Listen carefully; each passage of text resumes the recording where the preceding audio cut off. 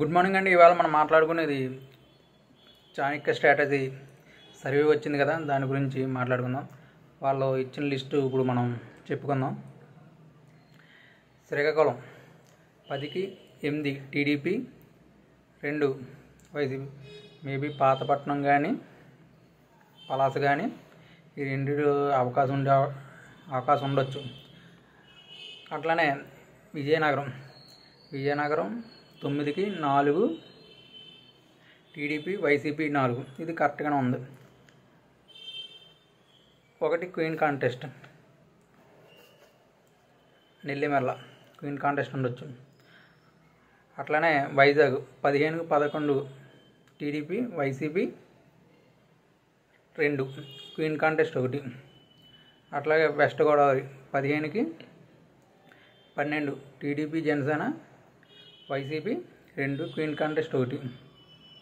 అట్లానే ఈస్ట్ గోదావరికి వచ్చేటప్పటికి 19 సీట్లలో 16 సీట్లు టీడీపీ, జనసేన.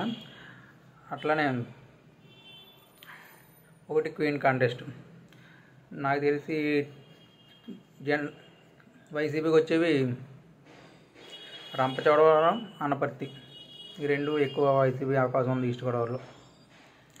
అట్లానే కృష్ణ 16కి 12 టీడీపీ, వైసీపీకి 2 క్వీన్ కాంటెస్ట్ 2.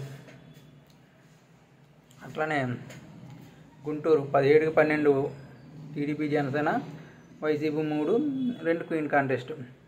అట్లానే Prakasam 12-8 TDP, Janasena 3 YCP 1 queen contest.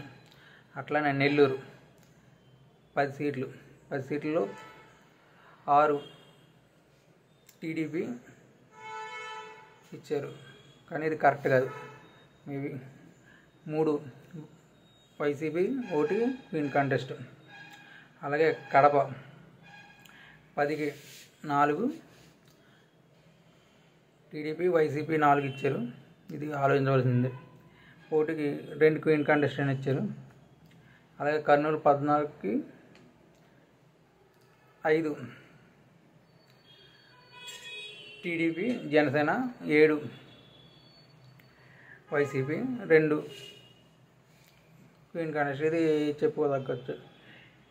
అలాగే అనంతపురం 14లో 10 TDP, YCP and TDP, Janasena, వైసీపీకి 3.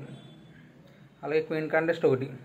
అట్లా చిత్తూరు టీడీపీ, జనసేన 7, అలాగే వైసీపీకి 5 2 క్వీన్ కాంటెస్ట్. మొత్తం చూస్తే టీడీపీకి 115 నుంచి 120 సీట్లు వస్తాయని, అలాగే వైసీపీ నుంచి 42 నుంచి 50 సీట్లు వస్తాయని ఈ చాణక్య స్ట్రాటజీ సర్వే చెప్పింది. మరి ఇది ఎంతవరకు కరెక్టో వేచి చూడాలి.